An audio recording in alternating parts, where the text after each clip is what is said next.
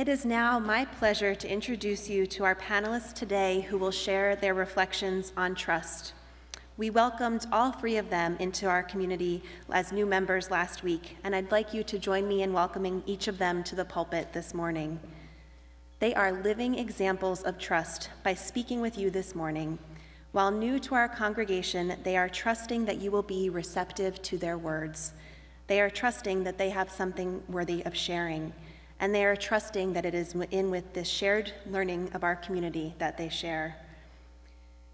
They are each given the same topic of trust, but as you'll see, they have three very different ways that trust manifests for them in the world. Please join me in welcoming Joseph Benesh, Keith Brown, and Deborah Westwood.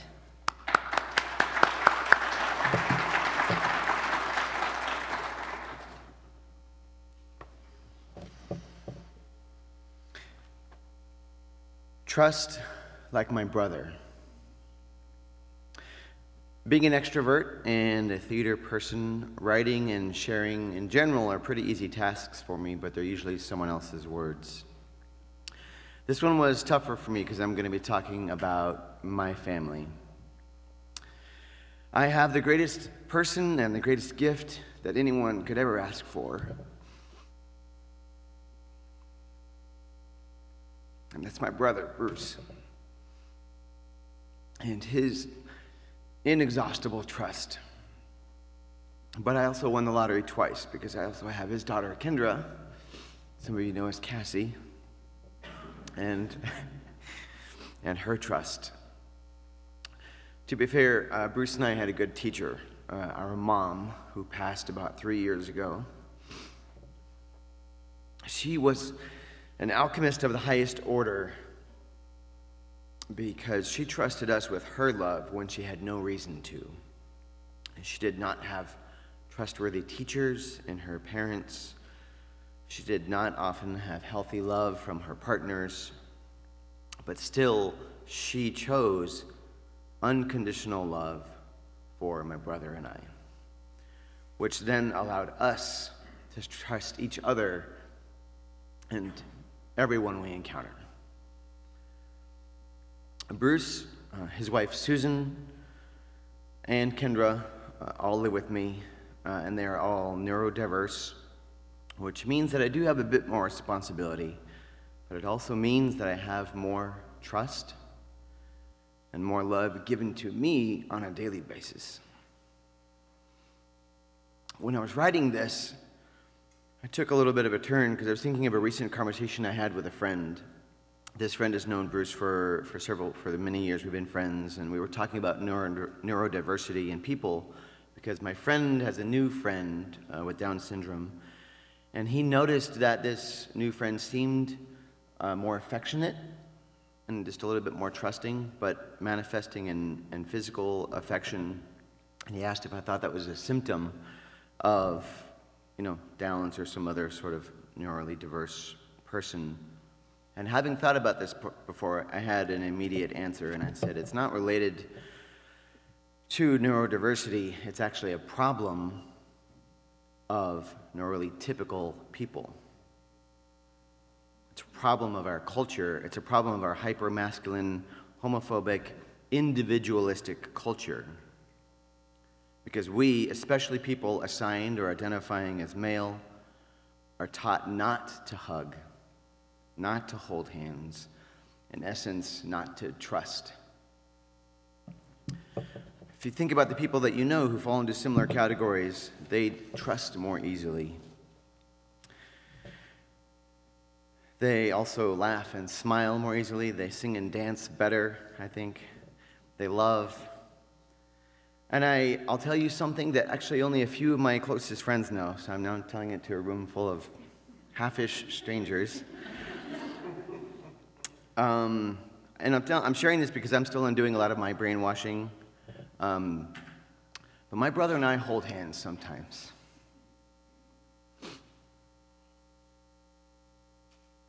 Glad he's not here. This will be harder. He did a sleep study last night. It's usually random and brief, the holding hands, but I know that when we're driving somewhere or just kind of sitting around in the living room, when he holds out his hand, is offering a physical manifestation of trust, a moment of trust. And thankfully, I grew up with our mom, because in my family, we're all still huggers, and that's something else she shared with us. So I wish the world could be more like Bruce and Kendra. I wish we as a society could unlearn this individualistic mindset. And I do think that this is actually what the current administration is playing off of, by trying to instill this insidious idea that we cannot trust foreigners, that we cannot trust those who do not look like, dress like, or talk like ourselves.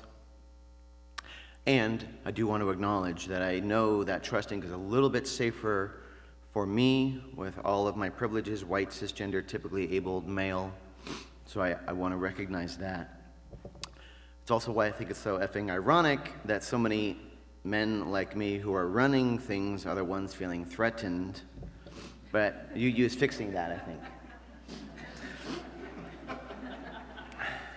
So thank you to Bruce, who's sleeping in today after the sleep study, and Kendra and Susan, his wife. Thank you for your infinite trust in me to help take care of you and your unconditional love. I promise to give it back to the world. Thanks.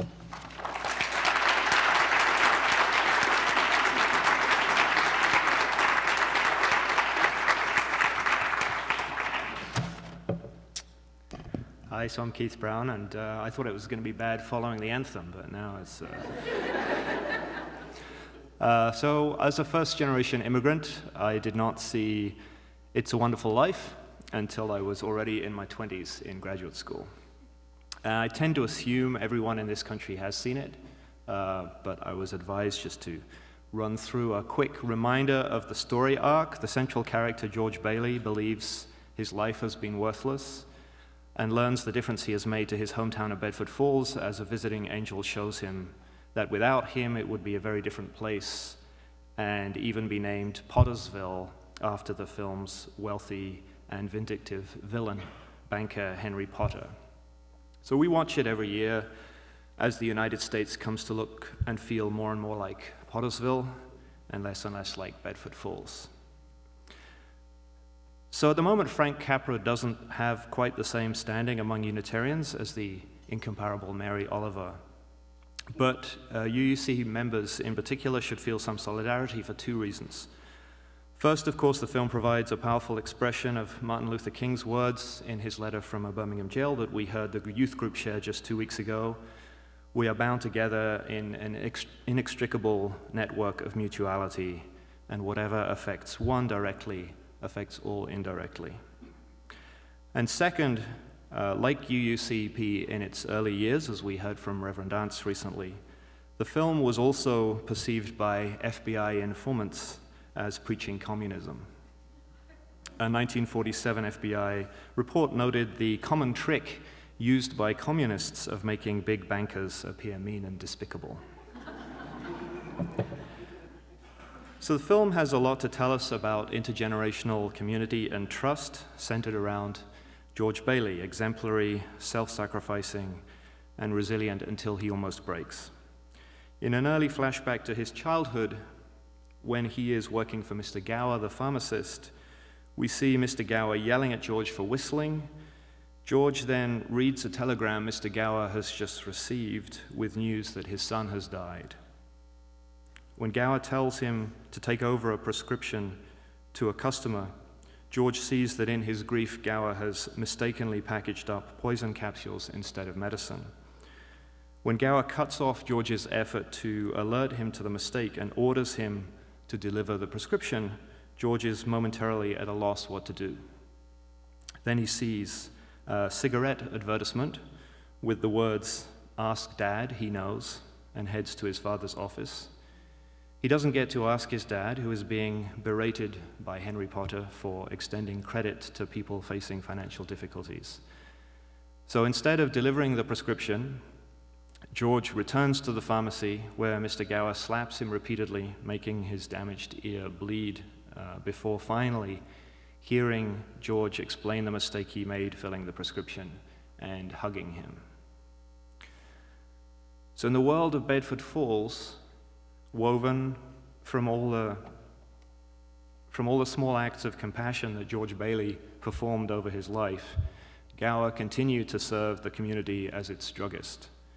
In Pottersville, the world without George Bailey, Gower goes to jail for that mistake and returns to be stigmatized and excluded from society as a panhandler and a rumhead who poisoned a kid. So the theme of paying attention runs through Mary Oliver's work. The formulation I discovered this week thinking about trust is in her poem, Yes, No, where she writes, "To pay attention, this is our endless and proper work." And that's what the fictional George Bailey does in this scene. He sees Mr. Gower's unusual bad temper. He takes the time to try and find out the cause. He goes closer to him rather than ignoring or retreating from a hard conversation. Then, when confronted with the challenge of doing what he's told, when he knows it will do harm, he's open to fresh ideas and he seeks help elsewhere in his network of community. By paying attention, George Bailey saves not just Mr. Gower, but also the web of trust and mutuality that binds his community together, supporting its members through grief, preventing or healing unintended harms, and being open and inclusive to newcomers and to creative ideas. He's a fictional character, of course. He has no idea that he's doing all of that. But imagine the world that we can build as actual people with mind, body, and spirit and purpose when we pay attention to each other.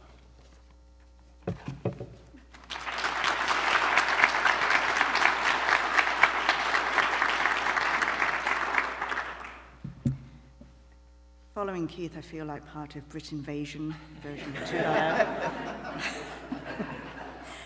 Please. My name's Debbie Westwood. When Reverend Christine asked me to spend a few minutes speaking on trust today, my first thought was, this will be easy, because any of you that have spoken to me for more than, say, about 30 seconds know that I rarely have an issue talking about, pretty much any topic. But in this case, after several days, when I found myself rewriting what I wanted to say for the 6th time, it occurred to me that maybe I had a problem with the topic itself. I grew up going to a traditional evangelical church. Trust in God was something that born-again Christians were supposed to find easy, and yet I found it very difficult. Trusting God? Wasn't God supposed to be there when I needed him? Shouldn't he have been there when I was being bullied at school or when my brother died? Where was this loving God I was supposed to be putting my trust in when I unwillingly joined the ranks of Me Too? Trusting others? Forget it. There were not just the betrayals of trust from my Me Too experiences, but from those who disbelieved me, judged my behavior, minimized my experience, and who doubted others whose experiences mirrored my own. Oh, they would say, but I don't mean you. Well, could I at least trust myself? Of course not. How could I trust myself when my judgment was so flawed that I had trusted people who had proven to be so untrustworthy? So, yes, you could say I have some minor, hardly worth mentioning issues with trust. My reaction to my inability to trust was to build up an impenetrable wall around those parts of myself that had always been fragile and now were broken beyond my ability to fix them. That wasn't my intent. I was simply trying to set boundaries around my broken self, but boundaries are not meant to be impenetrable. Boundaries are meant to be adjustable by the person who creates them, that's allowing space for healing, growth, and for relationships to flourish. Ironically, by building walls around many parts of myself, I had simply buried all that hurt and trauma in my deepest self. It became unreachable even by me, preventing healing. I hid some parts of myself so well that I didn't even know they were there. I grew to believe that hard, protective outer shell was the true me, and I was very lonely inside that shell. I became self-contained and self-reliant. I believed the only person I could rely on and trust was me. Some of you have heard me talk about how difficult and traumatic this past couple of years has been. What I left unsaid was that having to deal with so many major life stressors in such a short period of time breached those supposedly impenetrable walls. It broke open all those old hurts and traumas. I was overwhelmed. I could no longer even rely on myself. So when I first came here to UUCP, I was in desperate need of a safe, loving space to heal, to recover, and to become my full self. Only in such a space could I hope to learn to rebuild trust in myself and others, and yes, also how to set true boundaries rather than these impenetrable walls. And that safe, loving space is indeed what I have found here. Now, I do not pretend that this is going to be easy, learning to trust. It will be hard to unlearn behaviors that once served me well in favor of risking being hurt to gain the benefits of being able to trust. Alan Watts, the British philosopher, said to have faith is to trust yourself to the water. When you swim, you don't grab hold of the water because if you do, you will sink and drown. Instead, you relax and float. I am slowly learning to float.